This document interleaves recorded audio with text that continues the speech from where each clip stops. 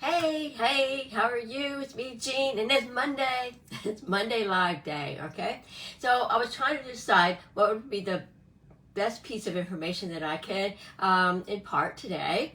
And I just wanted to kind of continue along the vein that we've been working on the last couple of lives, okay? So I am a certified master neurocoach and I'm a learning strategist as well. And I am the go-to leader of the focused driven mom truth method. So I'll tell you a little bit more about that later. But we've been talking about, and we've been on the journey about decisions, right? Where do decisions come from? We were talking about the thoughts that happen that when paired to an emotion becomes a belief or identity. And from the identities where our decisions come from, right? We were talking about last time. Well, when we make a decision, we end up having, we take an action and then we have a result. So our decision leads to an action and then leads to a result, right? So just to kind of take a look at this, a whole system that we've been talking about, you know, we say that our decisions are going to come from like who we are, our identity. And it's that chain reaction, that process. This is happening in the brain very quickly like this. It's very, very fast. And so really being aware of where, if you end up with a result that you don't want, you need to work yourself back up again and say, okay, where do I need to shift or change in order to get the result that I want, right? And so oftentimes you take a look and take this system backwards. Like for instance, okay, this is the result I received. I really didn't like this result. It came out of my action. Maybe my action should have been different, or taken a different route on that action, did a different action, and it came out of my decision. Maybe my decision was based on information that was not true or wasn't relevant or whatever, right? And then we say, well, our decision comes from our identity as to being who we are.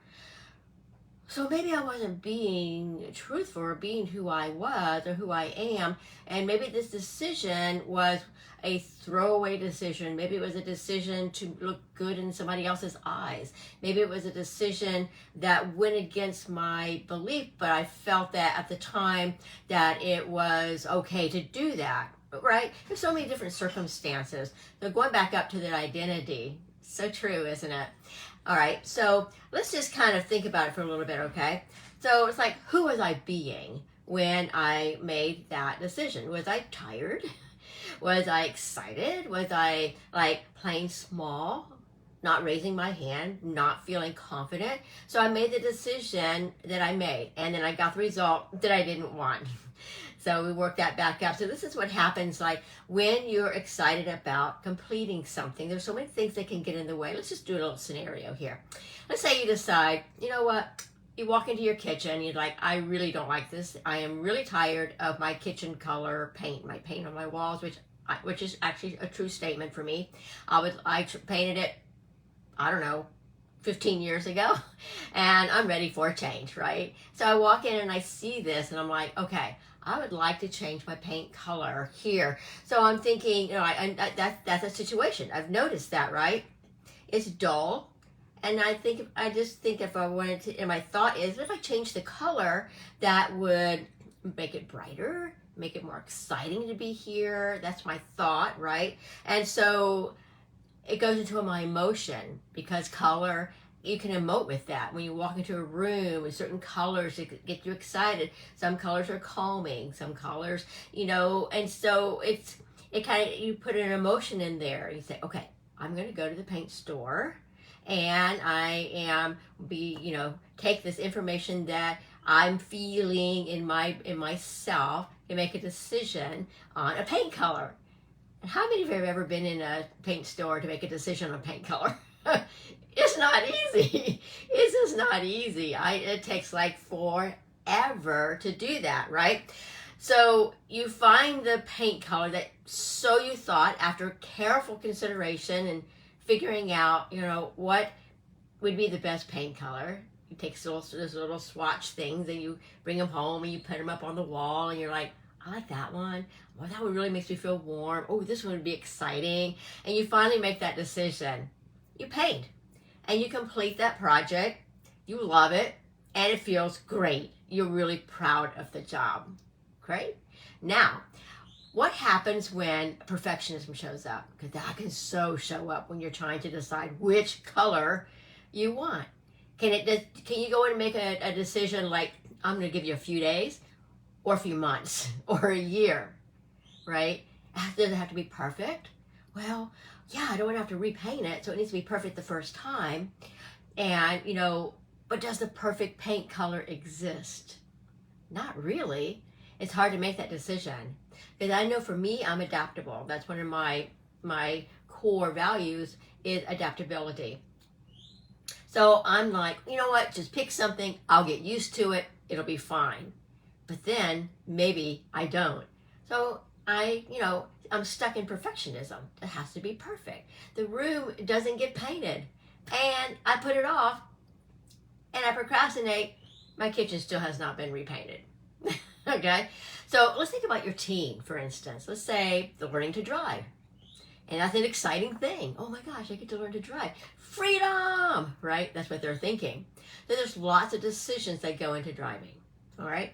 And of course, you have pointed out all the safety features and all the things they need to be careful with, not pushing down that gas pedal so quickly or slamming on the brakes, what could happen. And you have taught them and taught them and taught them. And now it's time to get in the car. And so you start going through the process of all the different steps of putting the key in or pushing the button or the brakes or the pedals or anything like that. And you're going over through the cautious things that they need to do. Now, you may have a couple of different personalities in your child, okay? Maybe this is a child who's like, I'm all for it, I'm ready to go, let's do this, I'll figure this out as we go. So they do. They turn the car on. They test the brakes a little bit. Test that, gun the ignition, the pedal, the pedal, the gas pedal, and feel the car, and they're able to go. And they can make adjustments along the way, like, well, maybe I shouldn't have taken that turn quite, so I'll adjust the way I steer. I'll just kind of figure this thing out as I go. But now, what if you have a teen who's more cautious?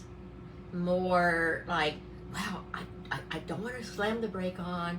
I don't want to push the gas pedal so hard. I want to do this just right. I'm afraid, I'm scared. I don't want anything bad to happen because they maybe have seen, peers have accidents and they become fearful of that. This is a different type of personality. Maybe this person wants to be perfect. Be that perfect driver right from the get-go. As you and I know, becoming a perfect driver takes experience, and there's no such thing as being a perfect driver. It's what we learn from our experience. And so even though that's difficult for us as parents to say, hey, let your kids experience, let them have the experience with the car, and you're thinking of all the things that could go wrong, right?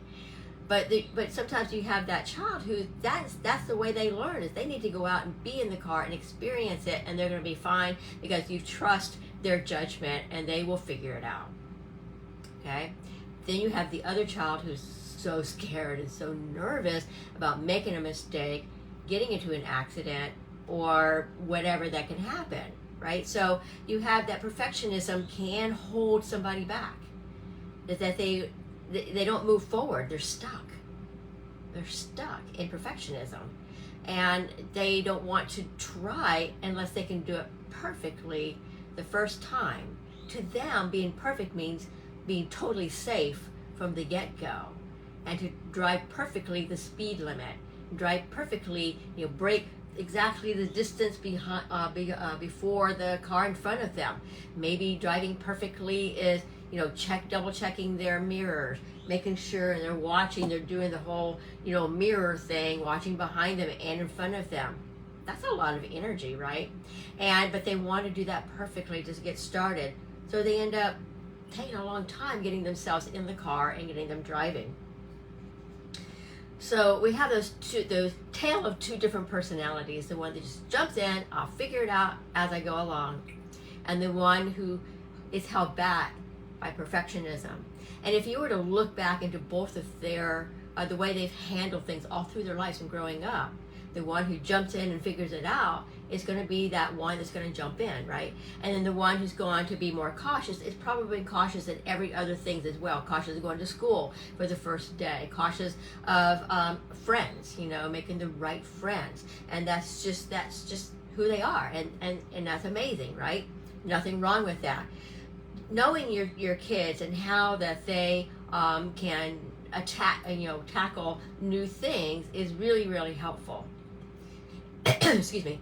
And what they can do is you can take a look at who they are, who their identity is, and can go back up to, okay, this is a cautious, careful child, and that's their personality. So when you know they do something out of that personality is different than that personality, then it's more like red flags, like, oh, wait a minute, you know. Or if you have the one who just going to jump in and going to go for it, and they become hesitant, then that's a red flag to say, okay, what's going on? Why are you hesitant? Because they're not matching their identity. They're not matching who they are and the belief of who they are. Because that belief and identity is really, really important, because that's going to set their decision making and their actions and the way and the results that they're going to receive. So it's like a picture of figuring out like what's going to happen if this new event is being presented to my child, right? And depending on their identity and how they're going to handle it, it's really important. And it's also important, like when they're stepping out, like high school, they graduate high school and they're stepping out to either a university or into the job market. What's going to be the best situation for them? So by knowing their identity and how they present, that's going to help you in helping them make the decision for the right placement of whatever that's going to be, right? So in Pillar 2 and 3 in my program, I go deeply into figuring out the type of identity, the type of who you are, who your teen is. I have a section in there for teens as well. And it helps them to recognize who they are. And it helps them to keep them from being stuck and not recognizing their truths. If they are going against their identity, it's like, what is holding me back, right? So it gets a lot of really good information about that. So, and once they have uncovered a clear picture of who they are and how to wire into their brains to see what they want, you know, for those who may hold back and have difficulty in making choice and decisions because they're afraid of making the wrong choice or decision and they're in perfectionism, there's a way to jump over that in the wiring in the brain and thinking about that, what it is that they want, and wiring in what it is that they want, so their brain can see that end result and can move them towards that and you know, say it's okay, right? And so I go into this a lot more in the pillars of my program. So the results we desire and seek are on the other side of the decisions that we make.